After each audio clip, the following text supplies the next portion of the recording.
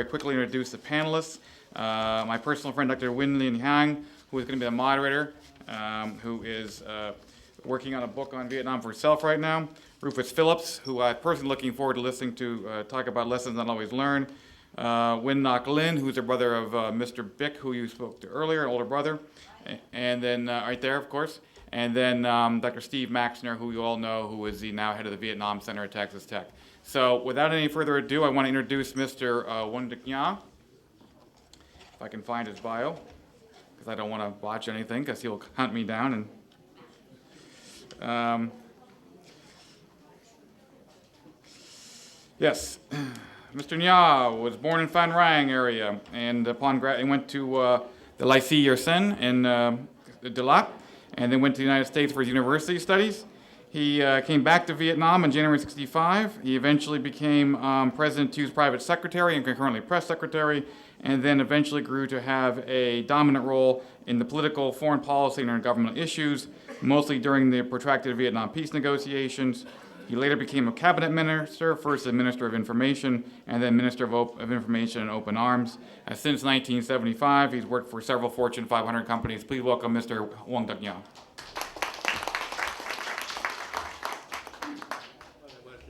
Quick, fastest introduction. Well, ladies and gentlemen, I stand here. I have to apologize to the last panel because you have prepared so long, so well, and I know that we would have really learned a lot and benefited, but also share the joy, that you brought into this endeavor. But as everything in life, logistics prevail, and I do not want to stand between you and a good dinner, so I also we'll try to get out of here on time. What I'd like to do today is to offer another aspect of the Vietnam War that has not been discussed nor researched. All day today, we have relived the defining battles from our valiant armed forces, territorial forces, police units, and paramilitary units. We were beaming with pride and joy at the accomplishments of our young Vietnamese American generation who have served and are currently serving as men and women in the armed forces of the United States, but also as very good technocrats, engineers, managers, entrepreneurs, and tycoons in the private sector. To that we owe a big debt of gratitude to their parents who have overcome great, great hardship to bring this about. But I also want all of them, and especially you, to know that inasmuch as the Vietnam War has been framed and painted as a military operation, a military endeavor, there's another aspect of it, the social. What probably you would think why our troops got killed. They did that because they wanted to enlarge the perimeter of defense so that their families, their friends, could have a relatively stable life, and so that the government could implement a very ambitious yet practical program to develop and transform our society. As we race to fight an ever ambitious and hostile North Vietnamese, who, as you have heard all day, were hell-bent on conquering the South, South Vietnam was also racing to build a nation, to build a society based on the rule of law, to build a market-based economy, with a view to lifting the majority of the 20-odd millions of South Vietnamese at the time out of poverty. That, ladies and gentlemen, is what has not been recognized.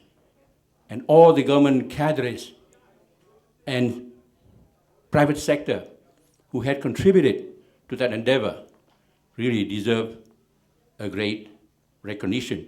Because as our troops fought, we improved the standard of living in the countryside, especially in the countryside.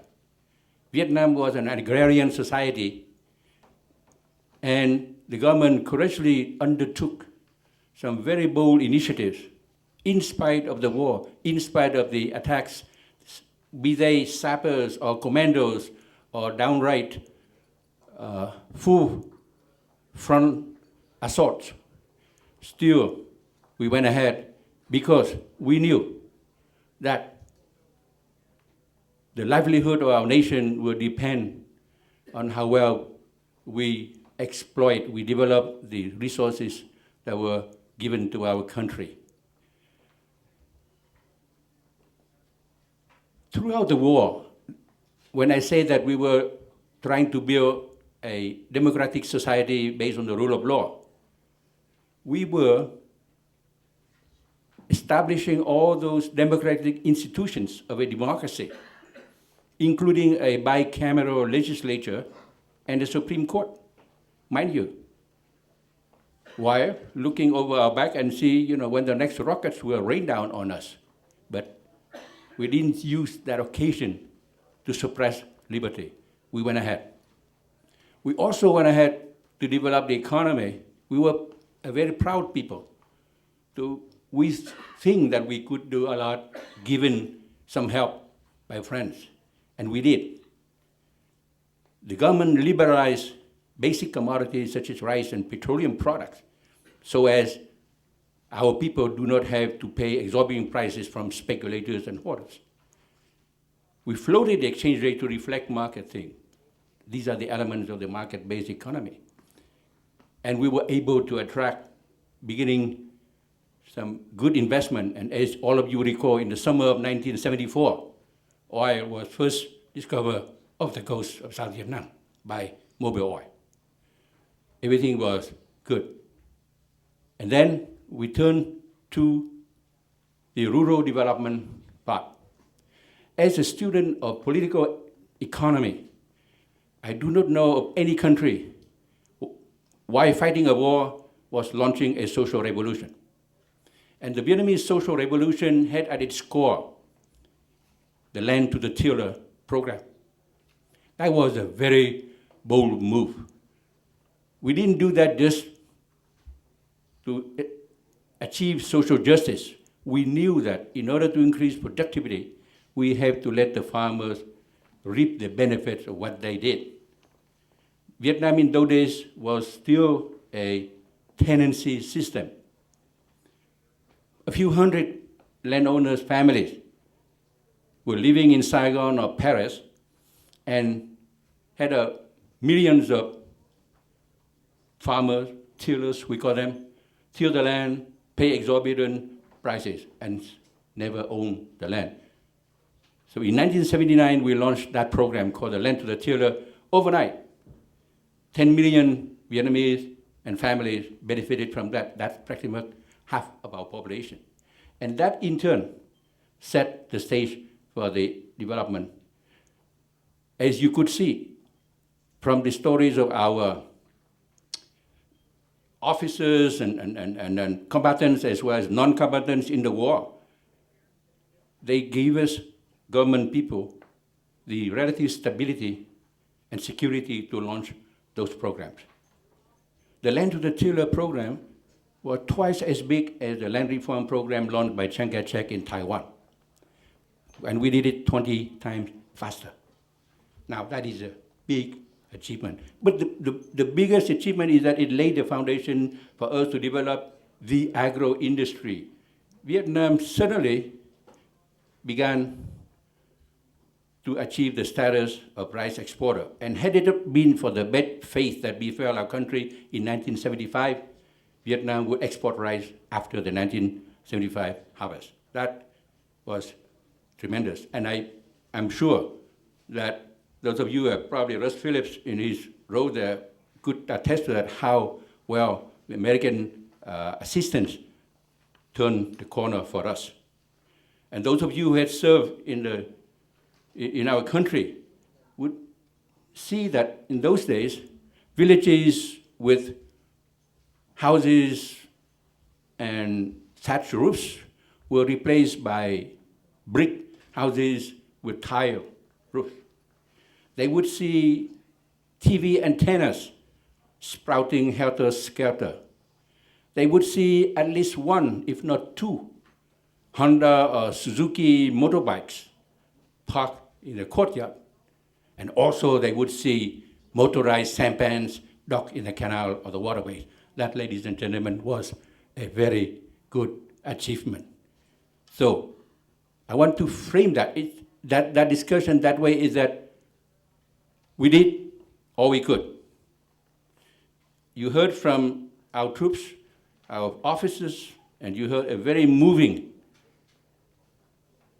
recollection from Ambassador Ziem. I'm not going to add to not going to pile on the emotion, but just to tell you what he said was true. But in spite of all of that, in the government, we have a country to run. As I say, somebody has to run the railroad. We cannot just say, okay, we don't have any more ammunition, so we quit. Vietnamese don't quit. We fought until we were overrun. And that's the legacy we want to leave it to our young generation. They should remember the sacrifices of their parents so that they in turn can serve their new homeland. And that is the aspect of the war in Vietnam, that the lessons of the Vietnam War were not so much military setbacks or military victories.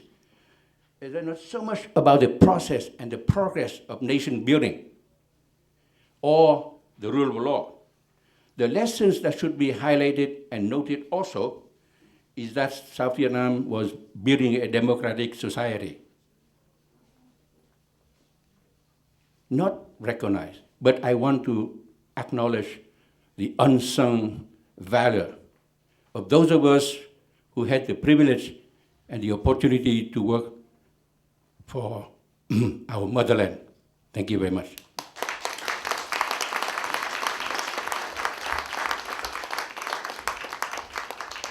All right, ladies and gentlemen, that concludes our conference today. Thank you very much for coming. We appreciate everyone. It was wonderful seeing some of my old friends and meeting new ones. All right, have a safe trip home. Thank you.